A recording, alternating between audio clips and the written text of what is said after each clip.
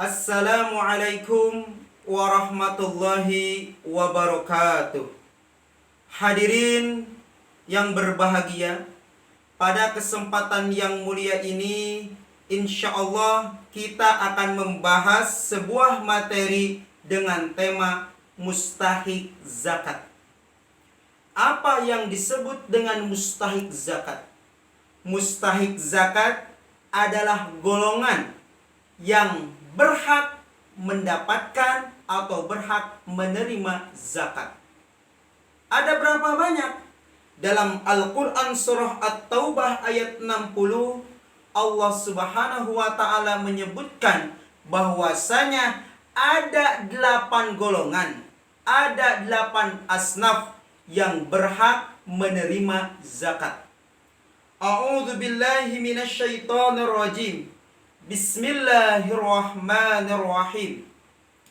Innamas sadaqatu lil fuqara'i wal masakini wal 'amilina 'alaiha wal mu'allafati qulubuhum wa fir riqabi wal gharimina wa fi sabilillahi wabnis sabil faridatan minallah wallahu alimun hakim.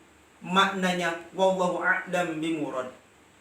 Innamas sadaqatu, sesungguhnya sedekah atau yang dimaksud dalam ayat ini yaitu zakat, lil fuqara'i, yang pertama buat orang-orang fakir. Apa yang disebut dengan fakir?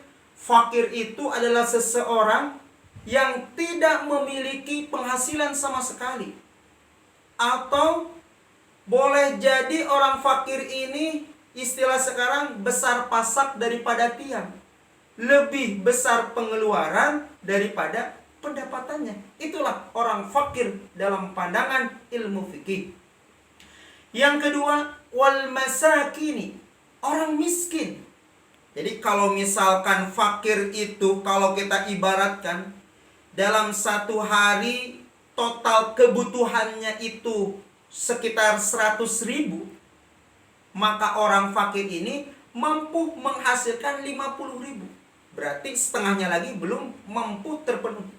Kalau orang miskin, kalau misalkan penghasilannya itu 75.000, sedangkan pengeluaran sehari-harinya itu 100.000, berarti orang miskin ini setingkat di atas orang fakir. Hanya tetap orang miskin pun belum mampu mencukupi kebutuhan sehari-hari.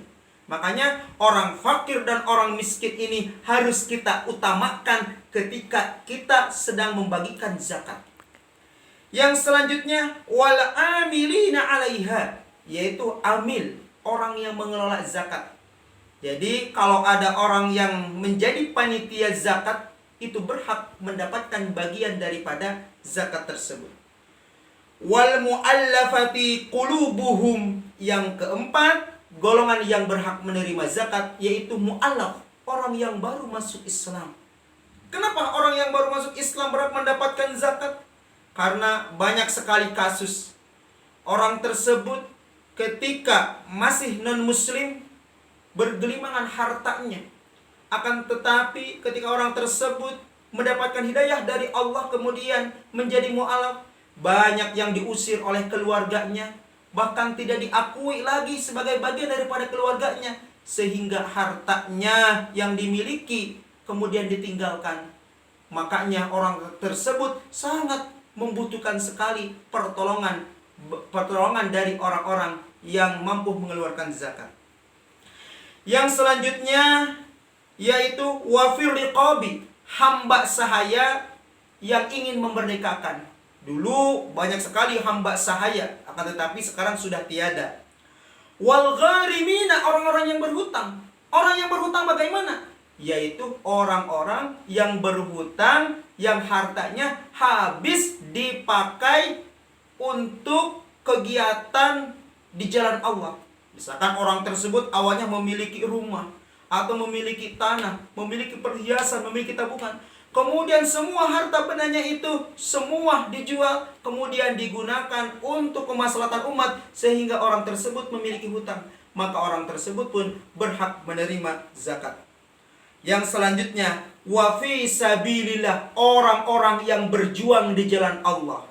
Siapapun dia, ketika orang tersebut berjuang di jalan Allah, maka berhak mendapatkan bagian daripada zakat. Dan yang terakhir, yang kedelapan, wabnis sabil, yaitu orang yang dalam perjalanan.